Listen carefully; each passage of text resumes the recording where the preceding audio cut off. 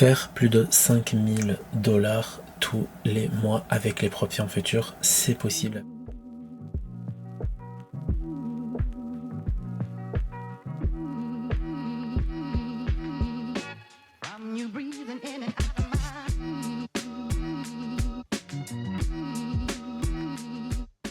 Salut à toi Futur Trader et bienvenue dans cette nouvelle vidéo. Et ici je vais te montrer la preuve que cette semaine j'ai fait une demande de paiement de plus de 5000 $ de chez Apex Trader Funding. Vous voyez ici par exemple j'ai rechargé ma page, donc c'est en attente de confirmation. J'ai plus de 11 jours de trading sur les comptes. J'ai bien sûr le minimum, le maximum que je peux retirer sur ces comptes là, ce qui représente 5500 $. Aujourd'hui sur le compte financé, bien sûr je suis allé beaucoup plus loin sur d'autres comptes, etc.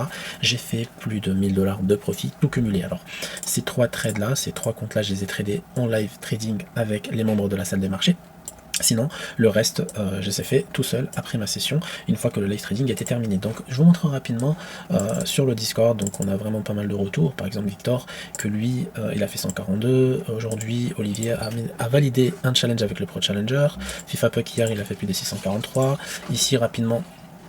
alors je vois pas 162 de profit, etc., etc. Capitaine pareil, 175, 175 ici, bon ça c'est un challenge. Voilà, il y a vraiment pas mal de choses, des certificats de paiement, des partages de profit, etc. Voilà, la salle des marchés c'est tout en bas du Discord, donc c'est une partie ultra privée. Il faut faire partie du coaching mensuel pour avoir accès. Et ici par exemple vous avez à peu près tout, hein, les annonces pour les lives, les formations, les replays live. Ça c'est les outils qu'on utilise en interne qui nous permettent tout simplement d'avoir ces performances là. Et ces outils, bah, c'est tout simplement nous ce qu'on utilise pour en tout cas nos sessions de trading pendant la session US. Il faut savoir qu'on optimise notre trading en fonction des sessions qu'on va croiser et en fonction des annonces économiques, en fonction du contexte macroéconomique, etc., etc. Donc nous on utilise le TDS Delta Auto, hein, c'est tout simplement, qui s'utilise sur le footprint, c'est tout simplement un outil qui va nous permettre de lire ce qui se passe réellement sur les bougies WeRange. Les WeRange c'est tout simplement l'impression des ordres agressifs au marché, hein. Donc vous voyez par exemple sur cette bougie là, vous avez par exemple les intervenants acheteurs et les intervenants vendeurs. Vous avez par exemple ce qu'on appelle les zones de valeur avec le POC, etc. Vous avez le déséquilibre, ce qui est tout simplement un réglage sur la série de données ici. D'accord. Et après, vous allez avoir des indications supplémentaires. Par exemple, ici, regardez, vous avez un petit diamant qui veut dire qu'il y a une zone de POC. Donc, une POC supplémentaire. On a un gros POC ici et on a un deuxième gros POC ici.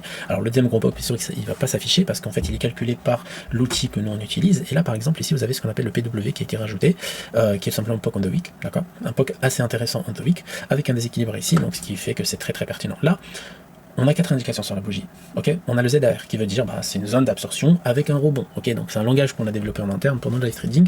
On a le CLZ que je peux pas vous expliquer, c'est un secret de la part du développeur. Et on a le C3, c'est un signal qu'on expérimente. Mais regardez ici, quand les planètes se sont alignées, qu'est-ce qui s'est passé, d'accord. Le marché a décollé.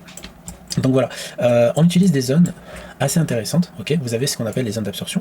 Par exemple, ça c'est des zones d'absorption, ça c'est des zones d'absorption, ça c'est des zones d'absorption, voilà, etc. On utilise des zones de swing. Là aussi, pareil, on a une grosse zone d'absorption par rapport à une divergence delta. On utilise des choses ultra intéressantes et le prix généralement il vient sur ces zones et c'est ça qui fait en fait notre performance sur ces comptes-là, d'accord. Ce qui fait qu'on est très très très performant. Vraiment, on a une performance assez incroyable pour ma part. Pour pouvoir demander des payouts assez souvent, plus souvent qu'avant, c'est depuis qu'on utilise cet outil-là, qui va tout simplement nous aider à mieux lire en fait le footprint, qui va nous aider à voir exactement ce qui se passe sur le marché. Après voilà, on n'utilise pas que ça, parce qu'on utilise aussi le DOM, qui est tout simplement le carnet d'ordre sur le côté, qui va nous donner aussi des zones dynamiques, des zones, par exemple on sait que sur le swing ici, regardez, il y a pas mal de monde qui est posté sur ce swing-là, donc si le marché vient travailler le swing, il rejette, il nous donne un signal avec le delta, avec le TDS Delta Auto, bah bien sûr qu'on va en profiter et on va essayer de se positionner, d'accord. Donc c'est ça la pertinence de tous ces outils là.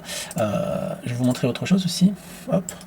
Donc ça c'est le deuxième graphique qu'on utilise en live. Donc c'est un graphique assez simple, hein, c'est un graphique du S&P 500 en 30 secondes.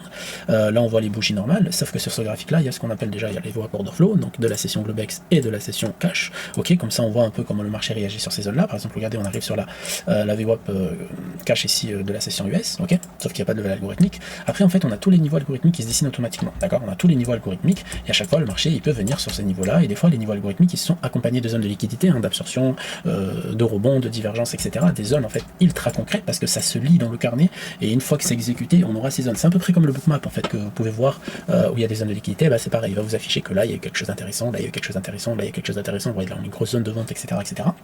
Et en fait ça va augmenter tout simplement nos probabilités quand on va tout simplement regarder le 30 secondes et regarder le footprint et voir si on a un signal, on va se dire ah bah il y a quelque chose qui se fait, donc on va utiliser une convergence de signaux entre les deux graphiques, etc. etc.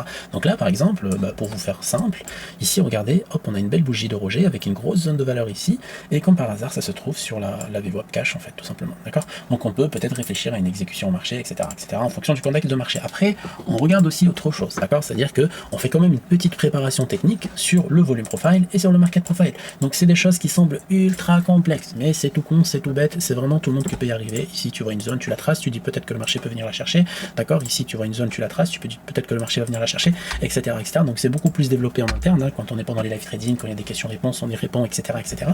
Mais ça fait partie de construire un cadre technique autour du volume profile et du market profile pour essayer d'arriver à trouver quelque chose de très cohérent et de se dire ok le marché par exemple est déséquilibré, rééquilibré, etc. Donc on n'utilise pas les termes du market profile à la con comme quoi le marché va être acheteur ou vendeur, ça on s'en fout. Nous on cherche à exécuter sur le moment un trade et se faire payer et faire plus de 5000 $ tous les mois chez Apex Trader Funding. Donc je sais pas si cette vidéo t'a aidé à voir un peu plus clair ce qui se passe réellement chez les bons traders en interne en salle de marché. Je sais pas si tu es conscient de la chance que je peux t'offrir pour rejoindre en fait tout simplement cette salle de marché et venir avec nous et trader avec nous et poser tes questions avec nous. Et en plus on va ouvrir une session ultra spécifique et ultra spéciale, une session qui va commencer à partir du 13 mai 2024, une session où tu vas tout apprendre, mais vraiment tout apprendre et pratiquer en même temps. C'est-à-dire que tu vas pouvoir comprendre le fondement et les fondations de la stratégie future. Tu vas aussi pouvoir voir les outils et qu'on utilise en interne et les voir de plus près, voir leur taux de réussite, etc.